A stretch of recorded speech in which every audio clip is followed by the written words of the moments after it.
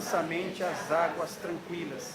Refrigera a minha alma, guia-me mansamente pelo amor do seu nome. Ainda que eu andasse pelo vale da sombra da morte, não temeria mal algum, porque tu estás comigo. Tua vara e teu cajado me consolam. Preparas uma mesa perante mim, na presença dos meus inimigos. Unge a minha cabeça com óleo, e meu cálice se transborda. Certamente que a bondade e a misericórdia me seguirão todos os dias da minha vida. Habitarei na casa do Senhor para sempre. Certamente que a bondade e a misericórdia do Senhor me seguirão todos os dias da minha vida, e habitarei na casa do Senhor para sempre ou por longos dias. Por que eu estou falando isso? Nós estamos começando hoje à noite uma série de meditações no Salmo 23. Pastor, o senhor leu Marcos, está doido? Nós não vamos meditar necessariamente no Salmo, mas nos temas que o Salmo propõe. O primeiro tema é, na verdade, no último versículo, esse que diz: certamente que a bondade e a misericórdia do Senhor me seguirão. É o primeiro tema que aparece aí para nós meditarmos. Eu estou citando isso porque uma das reflexões que eu gosto de fazer a respeito da nossa existência é sobre a vida em si. Afinal de contas, por que nós existimos? Por que você existe? Você já se perguntou como seria o mundo se você não existisse? Ou como ficará o mundo depois que você partir? Essa é uma pergunta muito séria a respeito da vida. Como será o mundo se eu partir simplesmente? Eu fiquei fazendo nesse mês de férias uma reflexão. Como é a igreja sem o pastor? Estou vendo o povo aqui, eu falei do mesmo jeito. Vida que segue. Porque nós não somos insubstituíveis no sentido de que outro não pode fazer o que nós fazemos. Mas insubstituíveis no sentido de que só nós podemos fazer do nosso jeito, entende? De forma que se Deus lhe deu algo a fazer, Ele lhe deu, já na reflexão de Rick Warren, pensando em todas as características suas. Fico meditando sobre isso e o que na verdade eu gosto mesmo é de buscar sobre esse tema, o porquê existimos, é respostas quanto a o que é existir, o que é viver, e afinal de contas o que é a vida. Falei nos domingos desse ano passado ainda, uns falam que a vida é um conto ligeiro. A Bíblia vai dizer isso na verdade. Vai comparar a vida a uma brisa, ao pó. A Bíblia vai comparar a vida a uma erva que seca rapidamente. E simplesmente o tempo passa e as coisas simplesmente vão. Quando eu disse que certamente bondade e a misericórdia do Senhor seguirão todos os dias da minha vida, e li o texto de Marcos, é porque a vida também pode ser comparada a uma viagem. É uma longa viagem. De repente você começa a olhar a vida como se estivesse viajando, e do mesmo jeito que os discípulos e Jesus tinham uma viagem de atravessar o mar, nós também podemos dizer que a nossa vida é um atravessar deste mar. O primeiro porto de onde saímos foi o ventre da nossa mãe, e desde então nós estamos numa viagem ininterrupta. Nossa existência de fato é uma grande viagem e, lamento informar, uns vão viajar bastante. Tem irmão aí que vai pagar pedágio pra caramba, vai pagar imposto pro governo bastante. Outros coitados vão viver uma vida muito curta. Eu sempre gosto de lembrar, quando falo a respeito da vida, que o primeiro sepultamento que eu fiz nessa igreja era de uma garota de 25 dias nascida, cuja mãe só pegou para vestir a roupa para ser sepultada. Uns vivem muito, a viagem é longa, outros a viagem é muito curta. E como eu já propus a reflexão um tempo atrás, o que será do mundo quando você sair daqui? De repente é aquela esposa, aquela mãe já desafeiçoada que olha para a família e fala: eu não sei o que vai ser de vocês se um dia eu morrer. Ela morre 20 dias e está casada. E a vida segue. Porque nós não nascemos aqui para ser eternos. A vida é uma grande viagem. Uns vão viajar quase que... A viagem de alguns às vezes é dentro de uma BMW, uma SUV BMW de 8 cilindros, Santana, 3.0, motor a diesel. Você entra no posto para abastecer, você já compra o posto. Carro confortável, ar-condicionado com 500 modalidades. E aí você viaja onde? Castelo Branco. Viagem chata, que nem dá sono, tudo plano.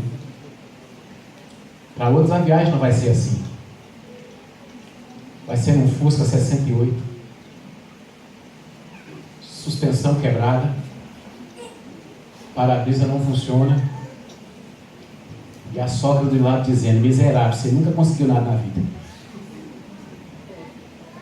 Só faz minha filha infeliz.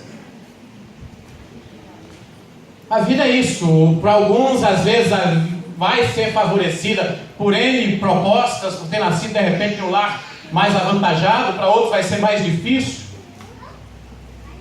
Pessoas que vivem fazendo desgraças com o próprio corpo, com um monte de bobagem, e chega a 100 e tantos anos. Outros vivem uma vida arregada, quietinha, sossegado, e partem muito cedo. No caso do nosso diácono, que faleceu um tempo atrás, o irmão Severino. Então tem a idade. O texto que nós lemos fala da vida que Jesus viveu aqui. E que se alguém pode falar: pastor, se eu tivesse nascido na família que eu nasci, se eu tivesse tido as oportunidades que fulano teve, minha vida teria sido muito mais fácil. Quem acredita nisso? Levanta a mão. Ainda bem.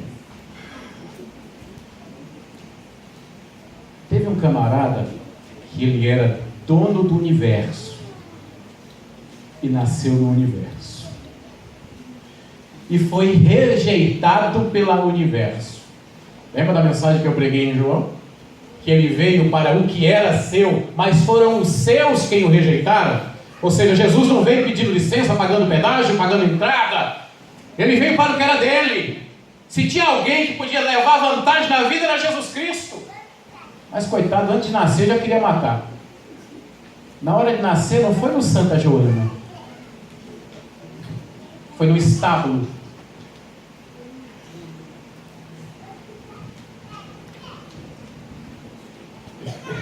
Ele era rei.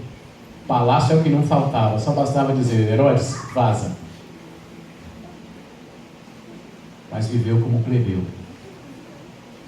Ele é eterno por essência, mas morreu aos 33 anos. Você já parou para pensar que a vida é uma viagem e alguns, mesmo tendo tudo, vão acabar prejudicando-se?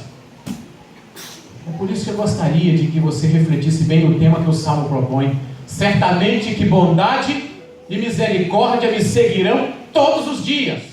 Porque se a vida é uma viagem, ela pode ser longa, ela pode ser maravilhosa, ela também pode ser curta e me destruir dioturnamente. Pode ser que essa viagem não é na Castelo Branco, é na Marechal Tito, e a pé. E seu filho ainda teve a infeliz ideia de levar um fone de ouvido ouvindo mensagem do pastor Marcos. É por isso que eu preciso aprender de Cristo, para que bondade e misericórdia me acompanhem nessa viagem da existência. Eu vou precisar compreender que eu atravessarei algumas tempestades. Não tem jeito. Viagem sem tempestade parece que não tem graça. Às vezes é até bom que limpa o carro, né, Santana? Você vai para a primeira parada, o carro cheio de poeira, toma uma tempestade, para na outra, limpinho.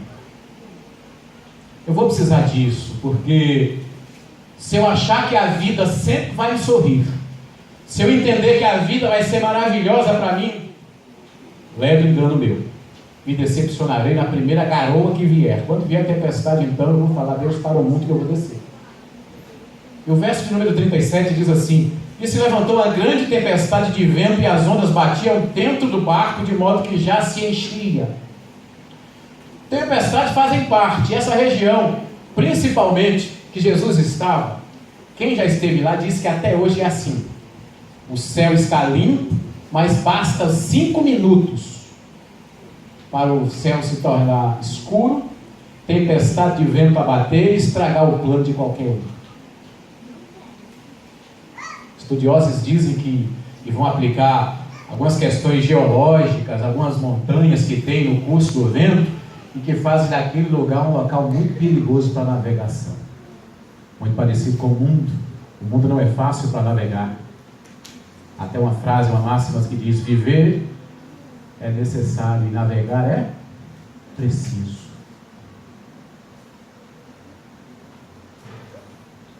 Embora a vida eu possa ter imaginado muito bonita no começo, eu não posso negar que ao decorrer dela eu já enfrentei algumas tempestades. Você enfrentou isso. Talvez você esteja enfrentando isso.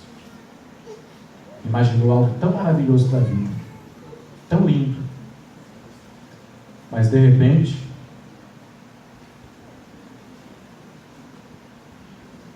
uma tempestade se impõe. Foi um pai que durante muito tempo eu acompanhei a continuidade da vida dele e do filho envolvido com drogas e outras coisas mais. Eu tinha terminado de pregar justamente este sermão, com algumas alterações, estou pregando hoje, na verdade. Ele procurou no gabinete e falou: pastor, meu filho é aquela tempestade que o senhor falou. Eu brinquei com ele e falei: seu filho já não é uma tempestade, ele já foi levado a dilúvio faz tempo. Já passou. Porque, ao que parece, nessa viagem da vida, algumas tempestades vêm como tempestade de verão, e em 10 minutos vão embora. Mas outras vêm e insistem em deixar de ser tempestade para se tornar furacão, para se tornar sei lá mais o que. Tufão. E aí você pensa: Deus, eu pensava que ia ser tudo tão bonito. Eu entreguei a vida ao Senhor, eu creio em Cristo, eu professo a fé. Mas agora isso se intervém, se interpõe sobre a minha vida. Eu esperava que ia ser diferente. Quem aqui já não se programou para tudo de bom e aconteceu tudo de ruim? Precisa ir muito longe. Um casal aqui da igreja alugou uma casa e falou: pastor, o senhor está de férias, vamos para a praia com a gente. 4 anos sem praia. Você sabe o que é isso, irmão? Não sabe, eu sei que você é crente. Sexta-feira, irmãos, um céu lindo aqui em São Paulo. Sábado ainda estava lindo. Choveu sábado, domingo, segunda e terça. Pior que eu tinha que acordar de manhã e agradecer a Deus. Verdade, Alene? Alene tá...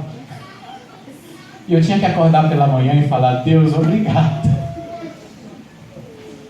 por ter me feito encher o tanque de combustível, pagado pedágio de R$27, isso só na de Grandes, tem mais 3, dá quase R$40 de pedágio.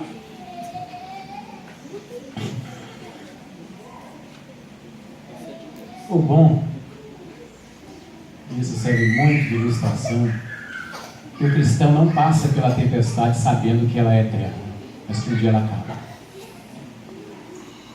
Se não acabar aqui, fechamos os olhos aqui e abrimos um céu de luz. Onde não tem tempestade, tem Jesus que é a luz da vida, o sol da justiça. Portanto, querido, eu não sei o quanto tormenta, quanto problema. Eu compartilhei rapidamente com o Santana, eu tive um no começo das férias, logo que assim, abalou muito. Mas passa. Tempestade não é eterna, não é permanente. A vida não precisa estacionar no pedágio chamado tempestade. Ela pode seguir. Amém? Amém. Segunda lição que eu preciso aprender nessa viagem da nossa existência, a fim de que eu possa compreender bem o que é bondade e misericórdia, estar comigo todos os dias da minha vida, é que na viagem da nossa existência nós devemos aprender a descansar em Deus. Preciso aprender isso. Normalmente nós nos debatemos na hora da tempestade. clamamos. Descansar em Deus torna-se muito difícil nesse momento. Torna-se algo quase que incompatível com a situação que vivemos.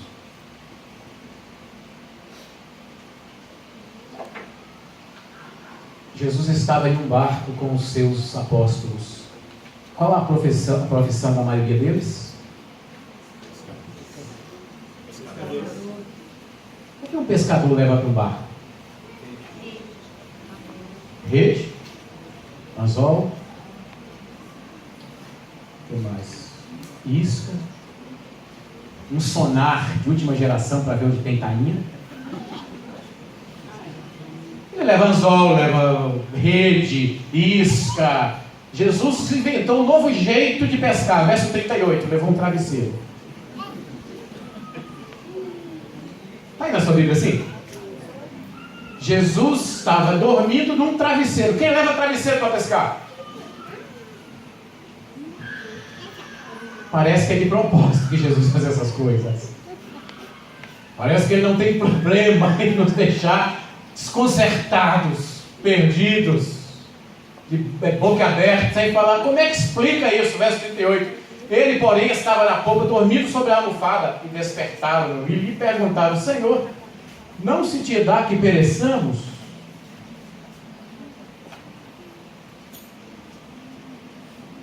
Eram homens experientes.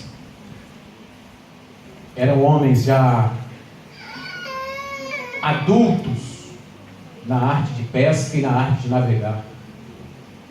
No entanto, uma tempestade das quais eles já haviam passado algumas vezes é o suficiente para deixar-lhes atônitos. Por quê? Se você ler os capítulos anteriores, você vai ver que os discípulos até então têm encontrado milagres aos borbotões. Jesus já havia agido muito em suas vidas, na vida de outras pessoas. E de repente uma tempestade, e o autor dos milagres está dormindo, ou quem sabe algum deve ter pensado: está morto. Esses homens se veem perdidos. Jesus dá uma lição para eles e para nós, que nós precisamos aprender a descansar em Deus. Não importa o tamanho da tempestade, querido. Eu sei que alguns estão chamando garoa de tempestade, mas quando se crê em Deus, tempestade eu começo a chamar de garoa de brisa. É justamente um antônimo à atitude das pessoas daquele barco. Alguns desesperados, Jesus descansando em paz. É por isso que eu gosto muito do hino 324. Seguro? Estou? Não tenho temor de mal. Se guardado pela fé em meu Jesus. Está bem difícil aí a vida? O ano novo você virou maravilhosamente bem, de branco. Vestiu aquela camiseta amarela, falou: esse ano vai ter ouro. Débora está até hoje. Débora, 31 de janeiro não é ano novo. E o ano já começou difícil. Aquela pessoa virou para você no final do ano e falou: olha, esse ano vai ser diferente. Você vai ver a mudança que vai acontecer em minha vida. E hoje você constata: mudou mesmo, para pior. Descansa em Deus. E também um outro hino antigo do cantor cristão que diz: confia em Deus e a tempestade passará. Está difícil a luta, a caminhada está sendo meio complicada. Ouça o conselho do salmista: entrega o teu caminho, confia nele, e o mais ele fará. Louvado seja Deus por isso. Os discípulos se assustaram porque Jesus, em vez de levar pertences para fazer uma boa pescaria, levou um travesseiro para dormir. Só uma pergunta: essa viagem que você está fazendo, eu não sei em qual estágio da viagem que você está, se está nos primeiros quilômetros, você de repente já está quase chegando no fim da dia, que tipo de instrumento de viagem você tem levado? O melhor instrumento que eu te ofereço nesse momento de tempestade, que posso orientá-lo a abraçar, é o descansar em Deus. Lembro que falando sobre oração aqui uma vez, alguém perguntou: pastor, quer dizer que se Deus sabe tudo eu não preciso orar? Eu falei: não é que você não precisa orar, porque é Ele quem sabe tudo, não você. E aí eu sou desafiado a conhecer, conforme diz Romanos capítulo 12: rogo-vos, pois, irmãos, pela compaixão de Deus, que apresentei os vossos corpos ao Senhor como sacrifício vivo, santo e agradável a Deus, que é o vosso culto racional, e não vos conformeis com esse mundo, mas transformai-vos pela renovação do vosso entendimento, para que possais compreender qual seja a boa, perfeita e agradável vontade de Deus. Aleluia! E agradável vontade de Deus. Eu não sei como a viagem termina, mas sei quem é o meu piloto. Eu sou nessa história o copiloto da viagem, dirigido por mim, guiado por Deus. Já viu isso? Às vezes eu vejo alguém dirigindo com essas plaquinhas lá que dá vontade de falar: que Deus é esse? Descansar em Deus é a resposta para uma tempestade que tem crescido cada vez mais. Terceiro, na viagem da nossa existência, algumas vezes nós vamos questionar o Senhor. Vamos mesmo. Segunda parte do verso 38.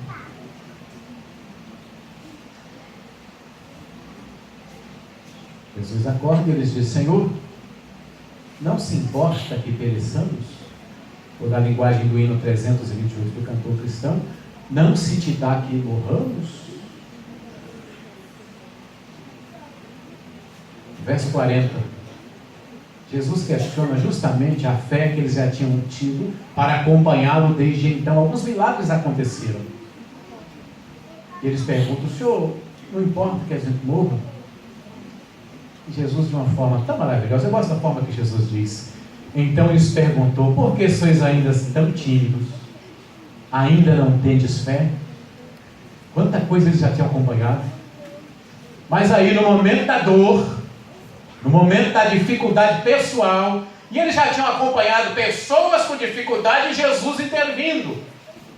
Mas agora, quando é na vida deles, mas é difícil. É tão difícil quando é conosco. É tão difícil quando o problema não é mais do outro. Tive um colega meu, pastor, que ele falou assim: Marco, eu tive que deixar o ministério durante 1 ano, porque eu percebi que eu não tinha mais sensibilidade ao problema dos outros. Eu falei: mas como se deu isso? Ele falou: não, eu tive um problema na família e movi a igreja em oração, e movendo a igreja em oração, Deus respondeu e aquele problema foi resolvido, glorificamos a Deus juntos por aquilo que aconteceu. Mas aí, menos de 15 dias após isso ser resolvido, uma pessoa da igreja me procura do mesmo jeito, com um problema parecido. Eu simplesmente abro Romanos e leio para ela todas as coisas que eu quero ver de lembrar Deus, aqueles que são chamados segundo o seu propósito. Deus abençoe a vida da tua irmã, amém. Tchau, irmão, preciso ter outra visita agora.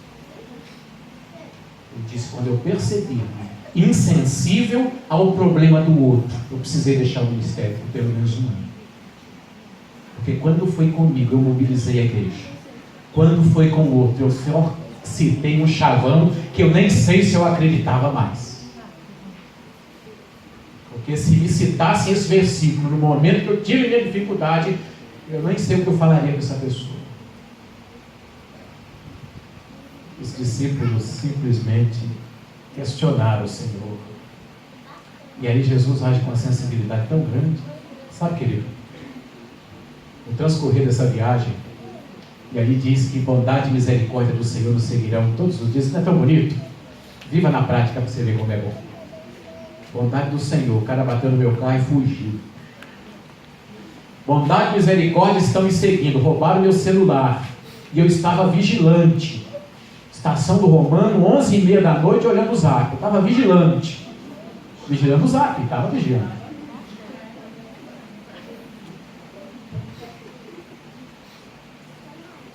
Sabe, Deus? E aí você pergunta, Deus, eu nem paguei ainda a primeira, comprei a primeira para 30. Esse questionamento às vezes acontece conosco. Já aconteceu comigo, olha que não faz muito tempo. Já deve ter acontecido com você, e eu acho que não faz muito tempo. Mas sabe uma coisa? Quando se conhece o Deus que para tempestades, nós podemos afirmar como salmista, certamente que bondade e misericórdia me acompanharão todos os dias da minha vida, e noites também estarão comigo. O Deus que criou o vento, que patrocina a tempestade, é um Deus que põe fim tanto à tempestade quanto ao vento. E por que eu estou dizendo isso? Olha o verso 39. E ele, levantando-se, repreendeu o vento e repreendeu o vento e disse ao mar: cala-te. Parou os dois. Sobrou nem uma brisinha, porque ele é Senhor de tudo. Ele é Senhor absolutamente de tudo, e nisso eu tenho que confiar. E por último, na viagem da nossa existência, existe apenas uma verdade na qual eu preciso me apegar. Só uma.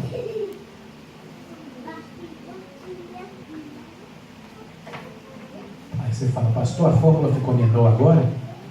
Um sermão de 4 pontos para no último falar tudo? Eu tinha que cumprir o horário, senão você chegou com preguiça. O verso de número 39 e 41, 39 nós já lemos, o 41 diz assim: encheram-se de grande temor. Diz Jesus, mandando o vento calar, mandando o mar aquietar. Encheram-se de grande temor e diziam uns aos outros: quem porventura é este, que até o vento e o mar lhe obedecem? Quem é esse? Essa é uma resposta que você precisa dar. Quem é esse que cala o mar e a tempestade? Esse é Jesus Cristo, Rei dos reis e Senhor dos senhores. Não é à toa que mais à frente, o Pedro, que estava presente no barco, quando Jesus pergunta: que dizem os homens que eu sou? Alguém vai falar, olha, uns dizem que é João Batista, outros dizem que é Elias, algum dos profetas que ressuscitou. E essa pergunta Jesus faz: e vocês, quem diz que eu sou? Pedro diz: tu és Cristo, o Filho do Deus vivo. Pedro já estava tarimbado de tudo que havia visto, já estava feliz com tudo que havia assistido, e portanto já estava pronto para responder em razão da sua fé. Não é à toa que esse mesmo Pedro que vai dizer: tu és Cristo, o Filho do Deus vivo, ele vai dizer em uma das suas cartas: estejam prontos para responder a quem perguntar a razão da vossa fé. Eu posso responder porque eu creio. Eu creio porque eu experimentei em minha vida o milagre de Deus. Mas não foi o milagre que me levou em si a crer em Deus. Foi o Deus do milagre que me levou a crer que todas as coisas cooperam para o bem dos que o amam, daqueles que são chamados segundo o seu propósito. Porque desde o começo ele prometeu àqueles que o abraçaram pela fé, entregar a sua vida sem restrições. Ele prometeu que certamente bondade e misericórdia lhes acompanhariam todos os dias da vida, e ele iria para a casa de Deus e moraria lá para todo sempre. Você comanda a viagem da sua vida, a distância que você já percorreu, os pedágios que você tem tido que pagar, os buracos pelo caminho, suspensões quebradas nessa viagem. De repente você chamou para essa viagem um copiloto, amigão, amigona,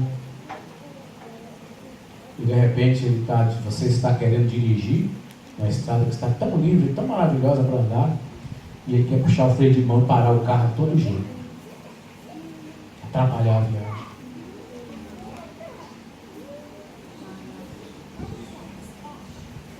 O texto diz que o projeto maior de Jesus era atravessar o lago, e conseguiu. Não aconteceu mais problema.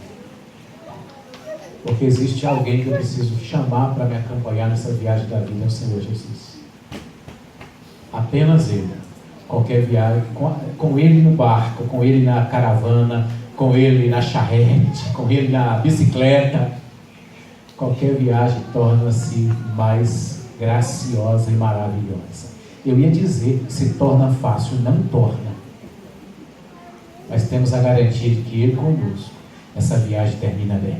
Amém? Glória a Deus. Gostaria de orar com você nesse instante. A equipe vem aqui, vamos cantar novamente ao único.